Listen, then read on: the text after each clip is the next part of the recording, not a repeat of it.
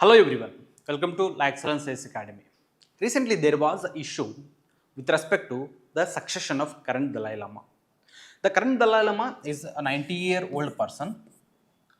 There should be a succession or there should be incarnation of his own in future days. So in this particular issue, there was a tussle in between China and India. So let us discuss what is the issue all about. Okay.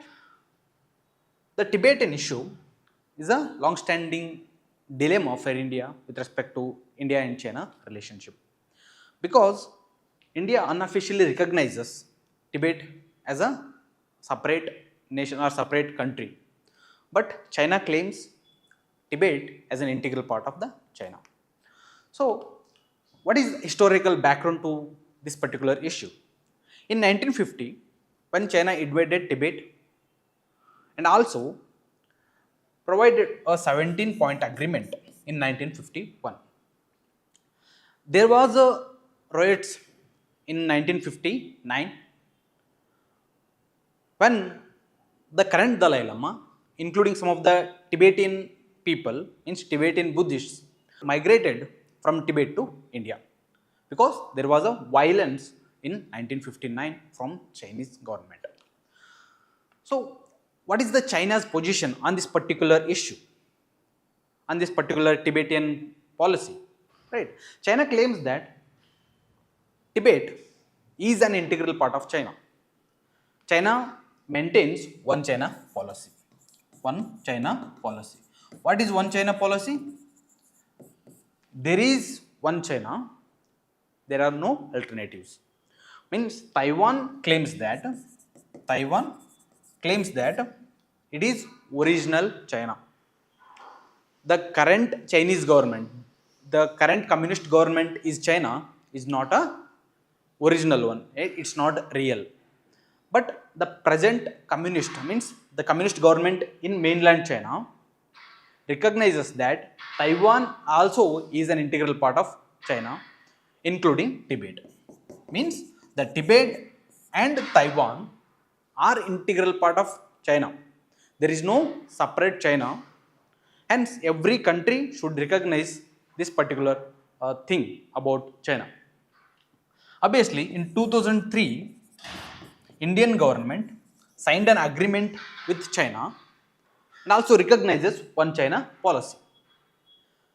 China not only recognizes that Tibet as an integral part of China, it also suppresses the Tibetan culture, language, even religion. It doesn't only suppress the Tibetan culture, language, and also religion, but also promotes the Han migration.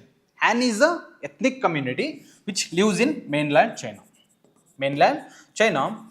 So China promotes this Han migration to Tibet. So there should be a demographic change with respect to ethnic, with respect to religion, but also with respect to cultural. So this is the China's position on Tibet. But what is the India's dilemma here? The Indian dilemma is simple. India unofficially recognizes the Tibetan Buddhists' rights on Tibetan plateau. On the one hand, India supports Tibetan refugees and promotes and provides an opportunity to live in India and practice their religious practices. And officially, it recognizes China's sovereignty on Tibetan plateau. This is the one. And also, the Tibetan government in exile, which present in Dharmashala, where these particular Dalai Lama's headquarter is situated. This also creates a tussle between India and China's relationship. And also, strategically, Tibet served a strategic buffer between India and mainland China. China can't attack or invade directly without attacking Tibet. China if has to attack India, it has to cross Tibet. But India lost its strategic buffer now.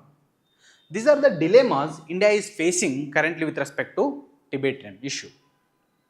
The main issue is that India unofficially recognizes the sovereignty of the Tibetan people on Tibetan plateau. India also provides refugees and allows to promote its cultural and also religious practices to go on. On the other hand, it also provides a place where Tibetan government in an exile to present in Indian mainland. This created a tension between India and China over a period of time. But Tibetan community is residing in India. Over 90,000 people are residing in India. They are Himachal Pradesh, Uttarakhand and Karnataka. They are practicing their religion, they are promoting and also they are propagating their ideas in India. There is no restriction on these activities in India, but India doesn't allow to promote activism with respect to Tibetan policy in India. There is a restriction for Tibetan people to propagate the Tibetan issue in India. That is the very major concern with respect to Tibetan people in India. And we are coming to recent developments. What is the recent development? We already discussed in the earlier. Recently there is a issue between with respect to incarnation or succession with respect to current Dalai Lama. Right. The issue is that Chinese government doesn't recognize the authority of the current Dalai Lama to recognize the future succession. But on the other hand, the Indian government openly stated that it is up to the current Dalai Lama to recognize any person to be his successor, to be his incarnation in the future days. The current Dalai Lama has full authority and full power to recognize any person as the future Dalai Lama. But Chinese government warned that India should not interfere in this particular matter. And also said that if any future Dalai Lama has to be recognized, it has to be recognized by the Chinese government. And there should be a seal and signed by the Chinese government. But what has to Dalai Lama say in this particular issue? So currently Dalai Lama said that the trust established by him, this trust has to recognize any future succession. This trust has the only authority which has power to recognize or means appoint his successor in the future days. These are the views expressed by the three individuals. One is the Chinese government, Tibetan, Indian government and Dalai Lama. Dalai Lama heads over the headquarters which is in Dharamshala. This is the trust established by Dalai Lama which recognizes, means which appoints the future successor. Okay, but what is the conundrum for India? As we already discussed, the dilemma, right? So one is security, one is sovereignty.